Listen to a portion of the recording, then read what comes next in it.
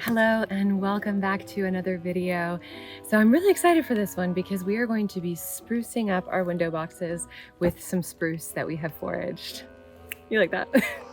But we made our window boxes a few years ago, so it was spring before last. So we've had these now, this will be our second winter with these window boxes. And one of my favorite things, I love them. I think they have added so much dimension and texture to the front of our house. And now that we have our cobblestone pathway, I just think it is so nice to be able to have that kind of dimension in the front. I think it adds a lot of interest to the face of our little cottage. What I like to do in the winter time, because we live in a deciduous woodland, so all we're seeing for so much of the year is like brown sticks, is to really add interest wherever I can, especially evergreen interest. When you can see green throughout the year, that is just so amazing. It's one of the reasons why I painted the entirety of our living room and hallway green, this deep forest green, and part of our kitchen was because I just think it's so helpful to see that green color. It's so peaceful for our minds and our mental and emotional health and all of that.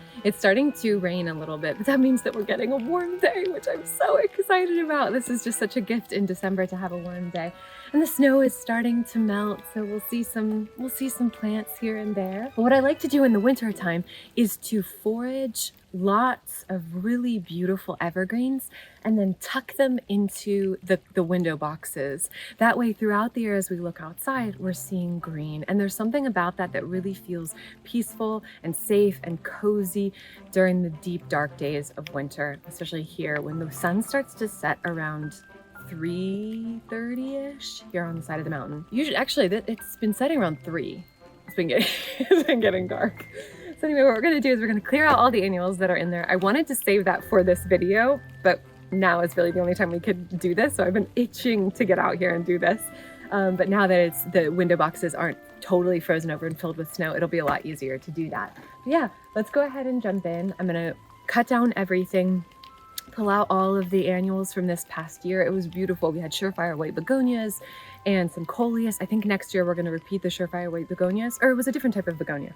It doesn't really matter, but it was a similar kind of look to the surefires, but we couldn't get our hands on those. So it was just like that really beautiful white, very full begonia in all the window boxes. I think we're gonna just do that next year instead of adding the coleus, because I think the coleus, they don't perform as well in there, and I think it's unnecessary. I think they just look so beautiful with that lacy ivory white of the begonias. I think it's really pretty, don't you think?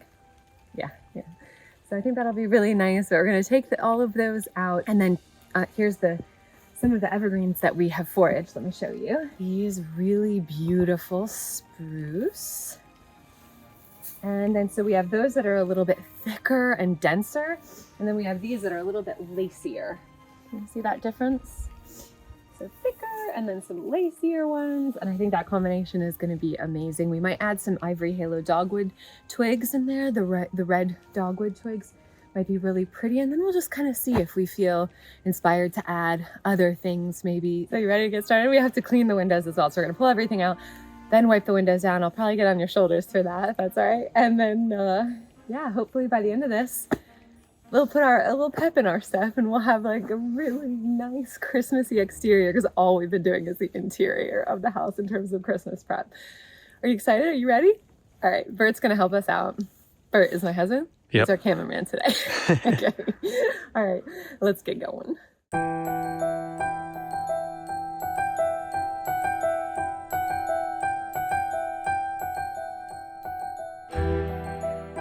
Okay, it's starting to really rain, so I'm gonna try and do this quite quickly and hold you under my hand, under my arm, to protect you from the rain.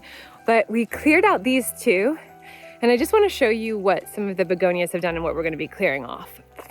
Okay, so the begonias have left this kind of weird like residue, especially since it's been so wet. So we're just gonna clean all of that out. You can see our Christmas tree. Clean all of that out, and hopefully it'll look a lot better. Hey? Hey, yeah. Okay, and I'm gonna cut back this clematis. I'm not gonna cut the actual Oh my gosh, it has 2 leaves. Look at that, how exciting. It's not spring. But I'm gonna get rid of all the leaves so it looks nice and tidy.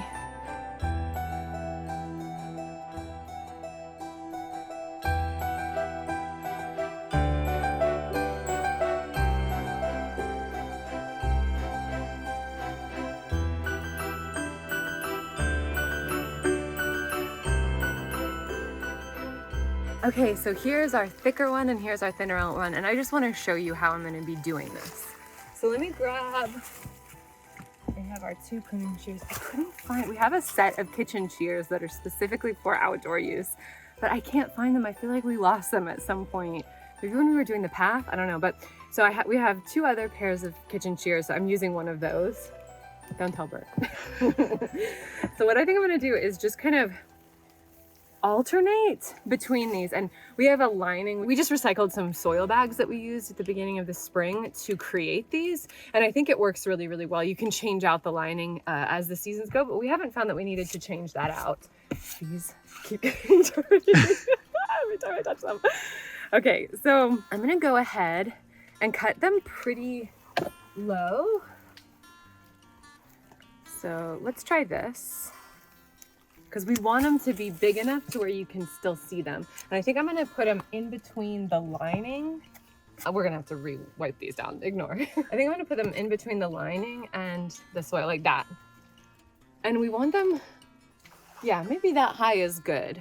And then we'll kind of come around the back as well, assuming we have enough. If not, we have tons of pines on the property, white pines. So maybe we'll go and cut some of those, because I forgot to cut those for the wreath. Either of the wreath videos that we did. And those, I love using them in wreaths because they're such a cool color and such a cool different texture from most of the stuff that you use in wreaths, which is close needles of the spruces and things like that. So, and firs. So let's alternate. Let's use one of these more loose ones, or maybe we should do the loose ones in the back. Let's see if alternating or putting one in the back works better. No, let's alternate. I like how that looks. Yeah, so we're just gonna kind of alternate with the thicker one and then the more wispy, open, structured one. We'll do these 2 and then we'll move to the other ones.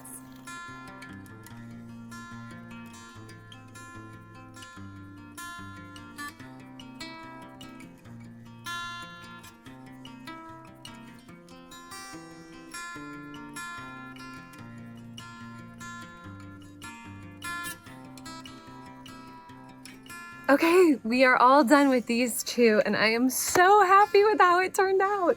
Oh my gosh. So Burt kind of primarily did this one, and I did this one, but then we kind of swapped out. I decided to add some ivory halo dogwood, which is a red twig dogwood with a kind of sagey green variegation on the leaves, but it is so beautiful. This is one that we use all over the property, and I love to use the red twigs in all kinds of different decorations. I love putting them in a vase at Christmas time. I just think they're so beautiful. You could weave them together to create like a small wreath. They're so pretty. But I think combined with the cottage white color of the window boxes, the red and the green, the different greens, is just so nice. It just looks clean. We just cleaned it up. We spruced them up. Spruced them up. Oh, it's starting to really rain, so I'm gonna try and finish this up. I cut back the clematis, we cleaned up the window boxes, and yeah, I'm just so excited. Once it gets into the depths of winter, into January and things like that, these are gonna freeze, so everything's gonna harden in place and it's gonna be perfect. Also, when you stick these into soil, red twigs from red twig dogwoods, they start to sprout and then you have a new bush. So that's a fun thing to consider if you're thinking about doing something like this. We're gonna probably hurry up. I'm gonna grab the umbrella and we'll probably do the other ones really quick. But thank you so much for joining us. Please like this video if you like, subscribe if you're not already, to see lots more festive cottage gardening content. And I'll see you again very soon. Bye. Festive.